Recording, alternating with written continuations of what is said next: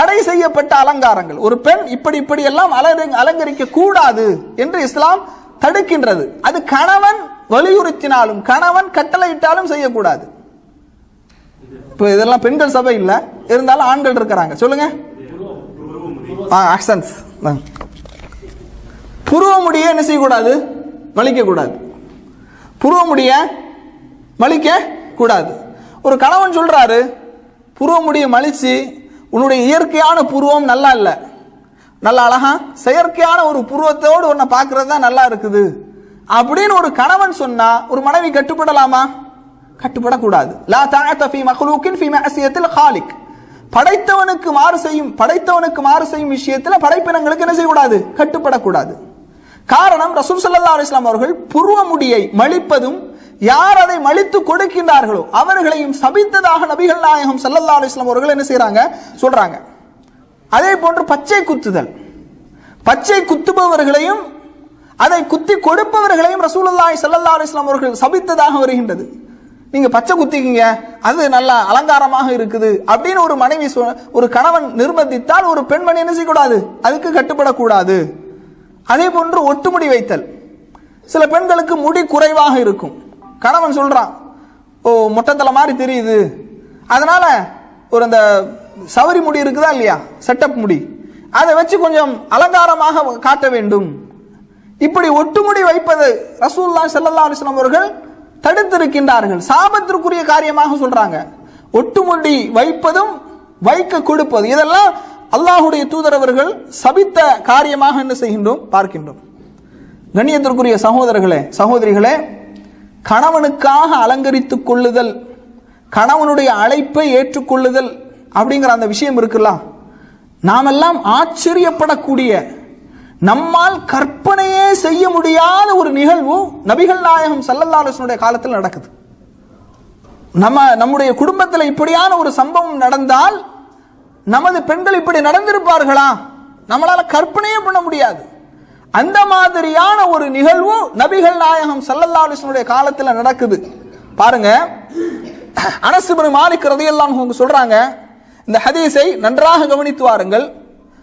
மாத இப்னு லி அபி Talha, Abu தல்ஹாவுடைய குழந்தை இறந்து விட்டது. உம்மு சுலைம் மூலமாக அபூ தல்ஹாவுடைய அந்த குழந்தை இறந்து விட்டது. ஃபகாலத் லி அஹ்லிஹா, உம்மு சலமா சொல்றாங்க தனது குடும்பத்தார்களுக்கு, லா துஹத்திஸு அபா தல்ஹா பி இப்னிஹி ஹத்தா அகூன அனா உஹத்திஸுஹு, அபூ தல்ஹா வந்தால் குழந்தையினுடைய மரண செய்தியை நீங்கள் யாரும் அவருக்கு அறிவிக்க கூடாது, நான் அறிவிக்கின்ற வரை. யாரும் என்ன செய்யக்கூடாது? குழந்தை மரணித்து விட்டதை சொல்லவே கூடாது என்று என்ன செய்யறாங்க?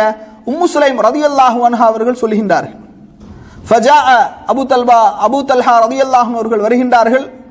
ஃபகர்ரபத் இலைஹி அஷா, அவருக்கு இரவு உணவை வைக்கின்றார்கள். ஃபஅக்கல வஷரிப, அபூ தல்ஹா ரலியல்லாஹு அன்ஹு அவர்கள் சாப்பிடுகின்றார்கள், குடிக்கின்றார்கள். ஃபகால, சொல்றாங்க அனஸ் ரலியல்லாஹு அன்ஹு அவர்கள், ثم تصنعت له احسن ما كان تصنع قبل ذلك, இதற்கு முன்னால் அலங்காரம் செய்து கொள்வதை விட அதிகமாக உம்மு சுலைம் ரலியல்லாஹு அன்ஹா அவர்கள் தனது கணவன் அபூ தல்ஹாவுக்காக அலங்காரம் செய்து, ஃபலம்மா ரஅத் அன்னஹு கத் ஷபிஅ வஅஸாப மின்ஹா, அவர்கள் இருவரும் இல்லற வாழ்க்கையிலே ஈடுபட்டு அபூ தல்ஹா அவர்கள் ரொம்ப நிம்மதி அடைந்து விட்டார். அவர் ஷபிஅ அந்த வார்த்தை, அதாவது போதும் என்ற நிலைக்கு வந்து விட்டார் என்பதை பார்த்தவுடன் அவங்க அந்த பெண்மணி உம்மு சுலைம் ரலியல்லாஹு அன்ஹா சொல்றாங்க, யா அபா தல்ஹா, அபூ தல்ஹாவே, அரஐத லவ் அன்ன கௌமன் அஆரு ஆரியதஹும் அஹ்ல பைத்தின் ஃபதலபு ஆரியதஹும் அலஹும் ஐ யம்னஊஹும். அழகான முறையில் சொல்றாங்க, ஒரு சமுதாயம், ஒரு கூட்டம் அமானிதமாக ஒரு பொருளை நம்மிடத்திலே ஒப்படைக்கின்றது. அவர்கள் அந்த பொருளை திரும்ப எடுத்துக்கொண்டார்கள். அவர்கள் அந்த பொருளை திரும்ப கேட்கின்றார்கள். அவர்களுக்கு நாம் கொடுக்காமல் இருக்கலாமா அப்படின்னு சொல்லி என்ன செய்யறாங்க? கேட்கிறாங்க. அபூ தல்ஹா ரலியல்லாஹு அன்ஹு அவர்கள் சொல்றாங்க, லா, அப்படி கொடுக்காமல் இருக்கக்கூடாது. அமானிதமாக கொடுக்கப்பட்ட பொருள் அது திரும்ப கேட்கும் போது அமானிதத்தை ஒப்படைத்து விட வேண்டும், நாம் அதை தடுக்க கூடாது அப்படிங்கிறாங்க. உடனே உம்மு சுலைம் ரலியல்லாஹு அன்ஹா அவர்கள் சொல்றாங்க, ஃபஹ்தஸிபி இப்னக, உனது மகனுடைய விஷயத்தில் அல்லாஹ்விடத்தில் நன்மையை எதிர்பாருங்கள். உங்களுடைய மகன் மரணித்து விட்டார் என்ற செய்தி என்ன செய்யறாங்க, சொல்றாங்க. எந்த ஒரு கணவனுக்கும் கோபம் வருமா வராதா? பெற்றெடுத்த மகன் மரணித்து இருக்கின்றான், செய்தியை சொல்லவில்லை, இரவு உண்டு விட்டார்கள், கணவன் மனைவி இருவரும் இல்லற வாழ்க்கையிலும் ஈடுபட்டு விட்டார்கள். அதற்கு பிறகு சொல்லும் போது எந்த ஒரு ஆண் மகனுக்கும் கோபம் வருமா வராதா? கடுமையாக கோபப்படுகின்றார்கள், ஃபகலிப கோபப்படுகின்றார்கள். உடனே தரக்தினி ஹத்தா ததல்லஹ்து, என்ன இப்படி இருக்கிற, ஏன்னா இந்த மாதிரி எல்லாமே நடந்த பிறகு என்னிடத்திலே நீ அறிவிக்கின்றாயா எனது மகன் இறந்து விட்டான் என்று? வா, நாம் இருவரும் நபிகள் நாயகம் ஸல்லல்லாஹு அலைஹி வஸல்லம் அவர்களிடத்திலே செல்லுவோம் என்று அழைத்து செல்கின்றார்கள். ஃபஅக்பரஹு பிமா கான, நடந்ததை எல்லாம் சொல்றாங்க. கொஞ்சம் அமைதியா இருக்கு, நடந்ததை எல்லாம் என்ன செய்யறாங்க, சொல்றாங்க. ரசூலுல்லாஹி ஸல்லல்லாஹு அலைஹி வஸல்லம் அவர்கள் என்ன சொன்னார்கள் தெரியுமா? பாரக்கல்லாஹு லக்குமா ஃபீ காபிரி லைலத்திக்குமா, நேற்றைய தினத்திலே நீங்கள் நடந்து கொண்டீர்களே, அதன் மூலமாக அல்லாஹு தஆலா உங்களுக்கு அபிவிருத்தி செய்யட்டும். அவங்க சொல்றாங்க, ஃபஹமலத், உம்மு சுலைம் ரலியல்லாஹு அன்ஹா அவர்கள் கர்ப்பமுற்றி விடுகின்றார்கள். ரசூலுல்லாஹ் திட்டினாங்களா, ஏசுனாங்களா? ஒரு பெண்மணியினுடைய பாருங்க, ஒரு முன்மாதிரி முஸ்லிம் பெண்மணி எப்படி இருக்கணும், கணவனை திருப்திப்படுத்தக்கூடிய விஷயத்தில் அவர்கள் எப்படி நடந்து கொண்டார்கள் என்பதை பாருங்கள். எந்த மாதிரியான ஒரு கட்டத்தில், மகன் மரணித்த அந்த சமயத்திலும் கூட கணவனுடைய அந்த எதிர்பார்ப்பை பூர்த்தி செய்யக்கூடிய ஒரு சிறந்த பெண்மணியாக உம்மு சுலைம் ரலியல்லாஹு அன்ஹா அவர்கள் விளங்கி இருக்கின்றார்கள். ரசூலுல்லாஹ்ட்ட கூட்டிட்டு போறாங்க, முறையிடுறாங்க, இப்படி எப்படி எல்லாம் நடந்தது என்று சொல்றாங்க. ரசூல் ஸல்லல்லாஹு அலைஹி வஸல்லம் அவர்கள் பாரக்கல்லாஹு லக்குமா ஃபீ அகாபிரி லைலத்திக்குமா, உங்கள் இருவரின் மூலமாக அந்த இரவு கழிந்ததே அதிலே உங்களுக்கு பரக்கத் செய்யட்டும் என்று அல்லாஹ்வுடைய தூதர் அவர்கள் பிரார்த்தனை செய்கின்றார்கள். உம்மு சுலைம் ரலியல்லாஹு அன்ஹா அவர்கள் கர்ப்பமுற்று விடுகின்றார்கள். ரசூலுல்லாஹி ஸல்லல்லாஹு அலைஹி வஸல்லம் அவர்களோடு உம்மு சுலைம் ரலியல்லாஹு அன்ஹா அவர்களும் அபூ தல்ஹா ரலியல்லாஹு அன்ஹு அவர்களை பொறுத்தமட்டில் ரசூலுல்லாஹி ஸல்லல்லாஹு அலைஹி வஸல்லம் அவர்களோடு எப்போதும் இருப்பதை விரும்புவார்கள். எல்லா பயணத்திற்கு சென்றாலும் மனைவியையும் அழைத்து சென்று விடுவார்கள். அந்த மாதிரி ஒரு போருக்கு சென்று விட்டு மதீனாவை நோக்கி திரும்பும் போது மனைவியையும் அழைத்து செல்கின்றார்கள். கர்ப்பமுற்ற அந்த மனைவி மிகவும் சிரமப்படுகின்றார்கள். அதற்கு முன்னால ரசூலுல்லாஹி ஸல்லல்லாஹு அலைஹி வஸல்லம் அவர்கள் மதீனாவுக்கு வருவதற்கு முன்பாக ஒரு இடத்திலே தங்கி விடுகின்றார்கள். பொதுவாக ரசூல் ஸல்லல்லாஹு அலைஹி வஸல்லம் அவர்கள் பயணத்திலிருந்து திரும்பி வரும்போது சஹாபாக்களுக்கு அழகான ஒரு அறிவுரையை சொல்றாங்க, நிறைய அறிவுரையை சொல்றாங்க. என்ன அப்படின்னா, நேரடியாக நீங்கள் என்ன செய்யக்கூடாது, வீட்டிற்குள் சென்று விடக்கூடாது, நீங்கள் வருவதை முன்கூட்டியே தகவல் தெரிவிக்க வேண்டும். தூதுக்குழுவின் மூலமாக தகவல் தெரிவிக்கலாம், அல்லது நீங்கள் வாசலை தட்டிவிட்டுத்தான் செல்ல வேண்டும் என்றெல்லாம் ரசூல் ஸல்லல்லாஹு அலைஹி வஸல்லம் சஹாபாக்களுக்கு பல அறிவுரைகளை சொல்லி இருக்கிறாங்க. ஏனென்றால் வீட்டில் இருக்கக்கூடிய உங்களுடைய மனைவிமார்கள் உங்களுக்காக அவர்கள் அலங்கரித்துக் கொள்ள வேண்டும், அவர்கள் தயாராக வேண்டும்.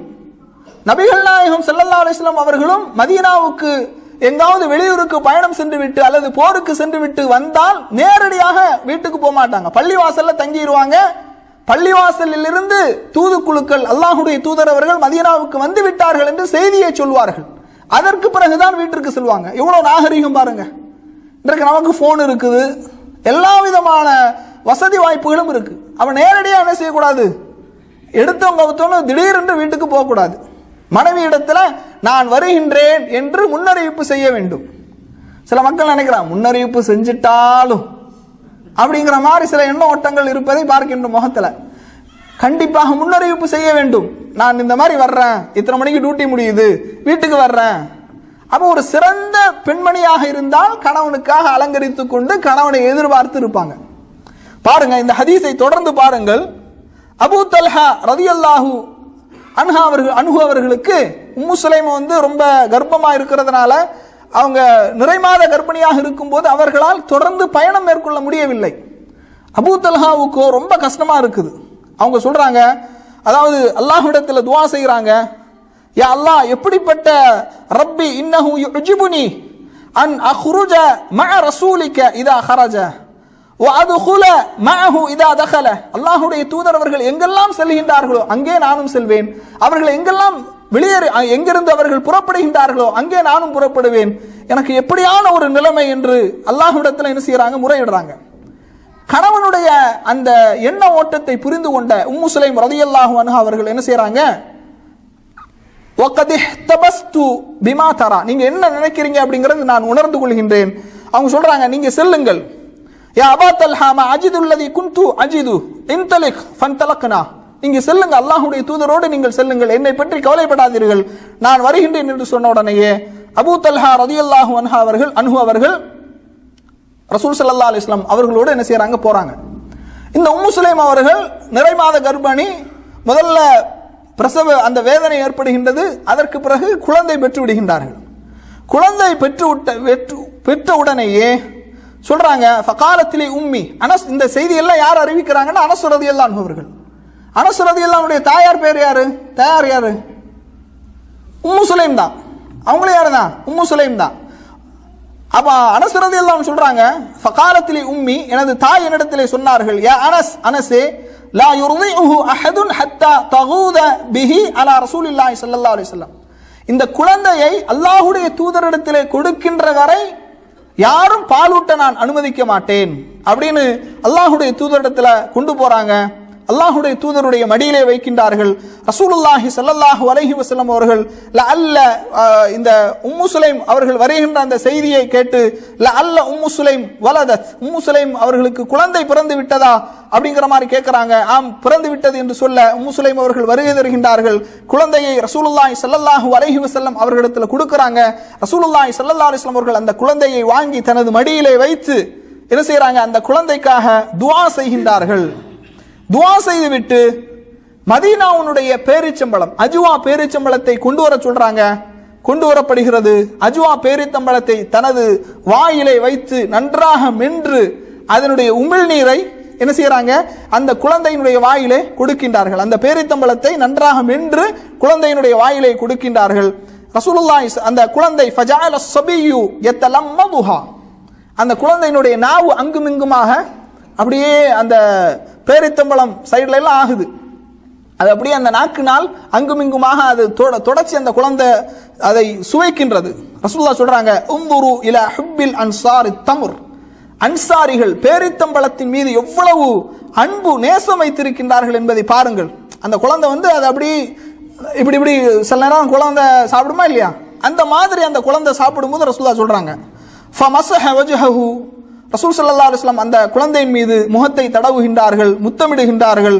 சம்மாஹு அப்துல்லாஹ், அப்துல்லா என்று பெயர் வைத்தார்கள் என்ற செய்தி சஹீஹ் முஸ்லிம்ல 2144வது செய்தியாக வருகிறது.